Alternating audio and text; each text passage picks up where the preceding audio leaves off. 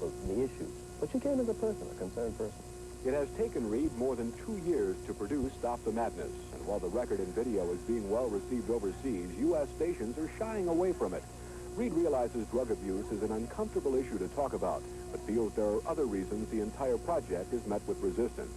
Drugs are looked upon by certain segments of our society as a very glamorous, very chic way of life, and it isn't. It is negative, it is madness, insanity, and we have to get that point across. Reed called on Grammy Award winner Michael Stokes to produce, arrange, and help write the music for Stop the Madness. Stokes' own brother died of a drug overdose. When I met him, it was finally a chance for me to say something. It was finally a chance to get that energy, that negative energy, out into something positive. Any money made from the sale of Stop the Madness will go into anti-drug education. Our approach here is not to raise $40 million. It's to raise the consciousness of 40 million people. In Hollywood, I'm Kim Marriner. Doctors may be underdosing cancer patients undergoing chemotherapy. That's the finding of the director of the Ontario Cancer Treatment and Research Foundation, who says doctors may be trading off the effectiveness of chemotherapy out of fear of side effects and malpractice suits. 65 cents a gallon for gasoline sounds impossible. Well, petroleum experts say that's what we might be paying come the summertime. It's all because OPEC oil ministers couldn't agree on how to stop oil prices from plunging even further. Their 9-day emergency meeting broke up in Geneva on Monday. The average price per gallon for gas nationwide now stands at about 95 cents per gallon. An agreement on the state budget remains elusive tonight with only 1 week left before the start of a new fiscal year. Senate Majority Leader Warren Anderson is still fighting for a new round of tax cuts, which the Democrats opposed. Governor Cuomo met with Anderson and other legislative leaders for 25 minutes this evening to try to reach an agreement on the $41 billion budget. Governor Cuomo tonight said it's a race against the clock to get a new budget passed by the deadline. New York State may be on its way to having cameras in the courtroom, at least on a trial basis. The Assembly voted 88 to 57 tonight in favor of a measure introduced by downstate lawmaker Saul Weprin, who chairs the Assembly Judiciary Committee. Weprin told his colleagues that concerns about witnesses being intimidated, jurors being pressured, and lawyers showboating are not legitimate. And that, he says, has been proven in the 43 states that have given the electronic media access to the courtroom.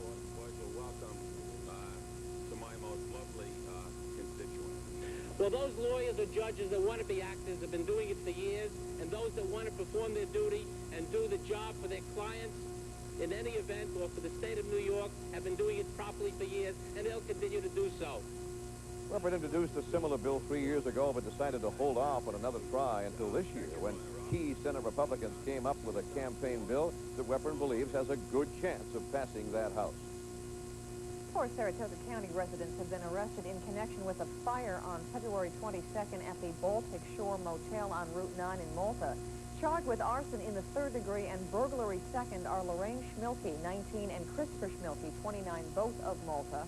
Charged with burglary 2nd are 29-year-old Bonnie Lee Beagle of Greenfield Center and Robert Myers, 27, also Greenfield Center. All 4 have been arraigned in Malta Town Court and remanded to the Saratoga County Jail. Still to come, it looks like spring is about to be sprung. Arnie Rosen is next with a forecast you're going to like. And budding auto mechanics don't want to see their educational program run out of gas. Details upcoming. Hope that my ears didn't deceive me. Did you say between 55 and 60 tomorrow? Well, we could get in the upper 50s, you're right. We do have a last award, though, for the weatherman who can speak best while half asleep. And the winner is? It's Arnie Rosen. Congratulations. Yes, I haven't got an Oscar, but here's an Arnie. Yes, yes. You'll get the warm temperatures, by the way, and I'll do it even while I'm half asleep. And let's check out what we did today. It wasn't too bad. We had a high temperature, 42, and that is not really too far away from where we are for the normal for this time of year. And the current low, 28 degrees, is the low for the date. And as you can see, we're far away from any records for this date.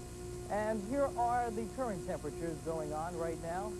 Clear skies to 28 degrees, the relative humidity at 48%. Barometer is going up. There are calm winds around, and that means the temperature is going to drop some. And we've had no precipitation. That should be the case right in through the day tomorrow. Other temperatures around the region right now, As you can see, mainly middle 20s across the eastern portions of New York State, and that is the same deal even across the western portions of New York right now. It's all in association with a lot of clear skies right now that's coating much of the eastern seaboard, and those light winds around will keep us on the cool side into the early morning hours, somewhere in the lower 20s.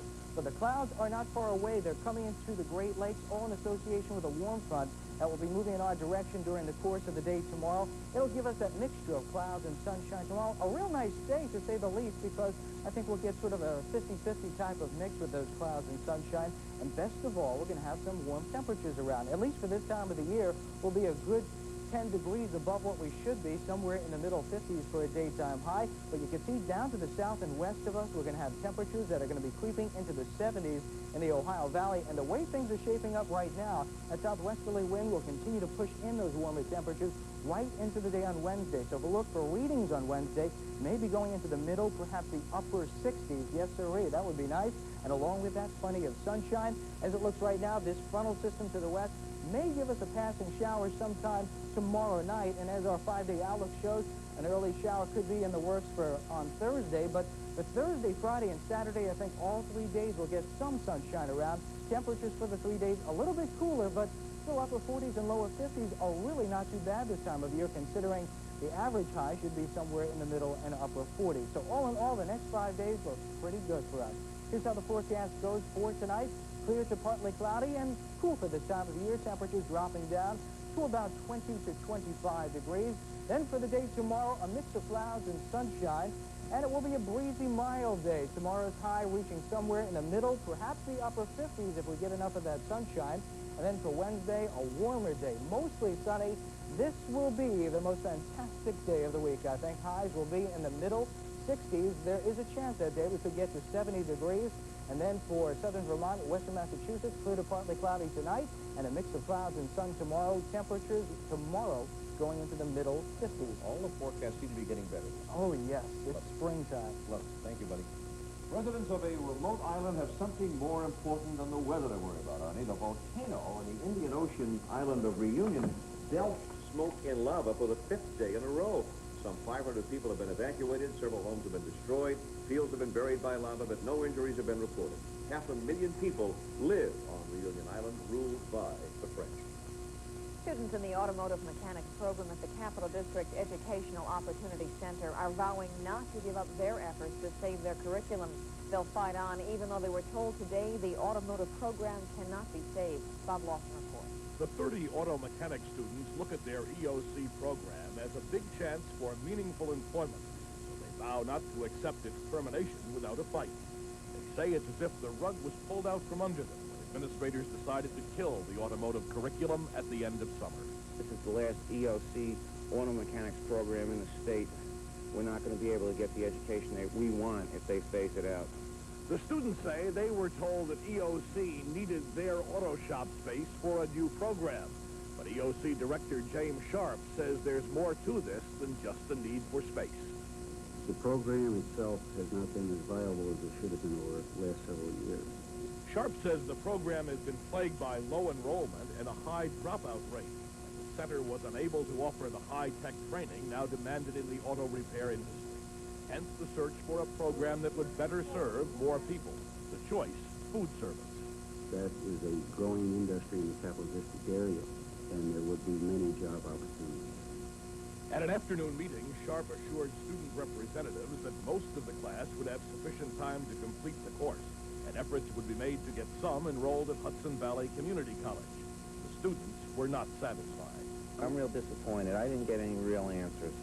Did you get the impression, though, that the decision is final? Oh, absolutely. He's dead set that it's gonna go out. The program's gonna be terminated. The students will stage a protest demonstration tomorrow and plan to contact state and federal politicians in hopes of gaining leverage to get EOC to change its mind. Bob Lawson, TV 10 Action News, Troy. And ahead on night side, a possible career-ending injury for an NBA star. And the Patroons try to draw even with the Thrillers in their CBA playoff series. Ed is next with the score. What do you have for us tonight, Ed?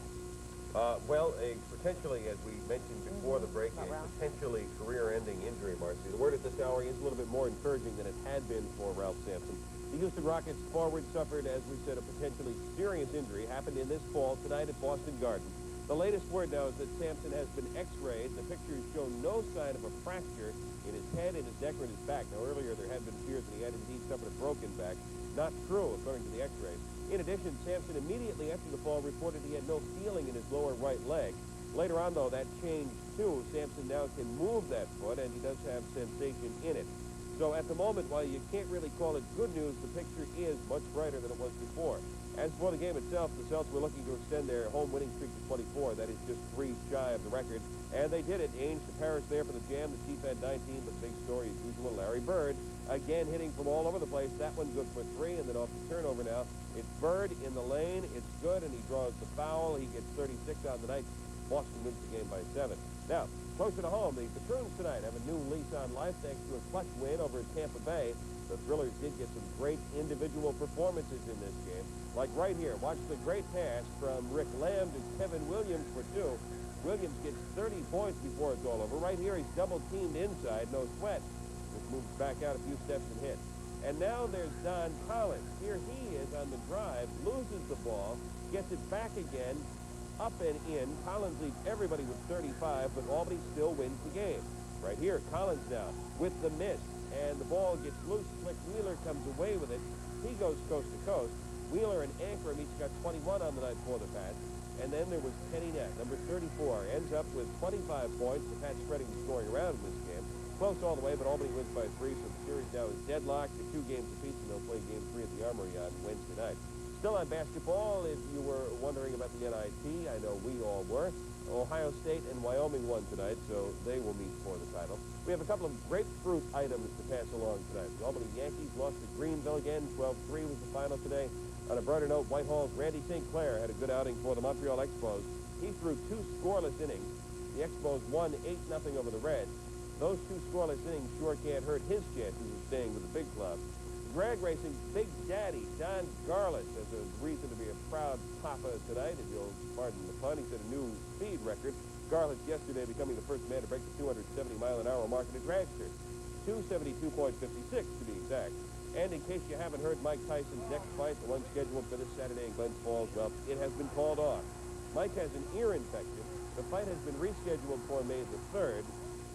If you have tickets to the fight, hang on to them if you still want to go because the tickets are still good. If you want a refund, you can do that too, up until April the 22nd. Now, for my money, I hold on to the tickets and make sure I have one of the seats since the event is sold out.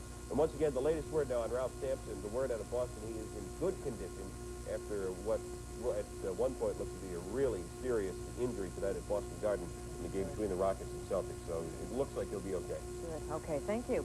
Well, if you happen to stray away tonight from the 3 hours plus coverage of the Academy Awards and miss some of the top awards, fear not, we have them for you. Walking away with the Oscar for Best Picture was Out of Africa. The Best Actor award went to William Hurt in the film Kiss of the Spider-Woman. And a sentimental favorite for the Best Actress award, Geraldine Hayes delighted the crowd by winning the Oscar for her role in The Trip to Bountiful. I'm so glad to see members of the Academy responded to Kerry Watts the way I did, evidently. That's the way he wrote it. And I want to thank you for this for all of us in the company. Another veteran entertainer, Donna Michi, won the honor for Best Supporting Actress in role in Cocoon, and Angelica Houston was given a statuette for Best Supporting Actress in Tribune honor. And the Iowa disc jockey who has been collecting shoes for Imelda Marcos has given up on the project. Gene Olson from Davenport Station WXLB started the collection after the wife of the former Philippine leader fled Manila, leaving behind some 3,000 pairs of shoes. Olson managed to collect 1,500 pairs of shoes from his listeners. He says he had to give it up when the old shoes began cluttering up the station's conference room and giving off quite a smell, which caused quite the stink. That does it for this edition of Nightside. Thanks for being with us, and have a good night. Stay tuned now for Nightline. The program will focus on Libya. Good night.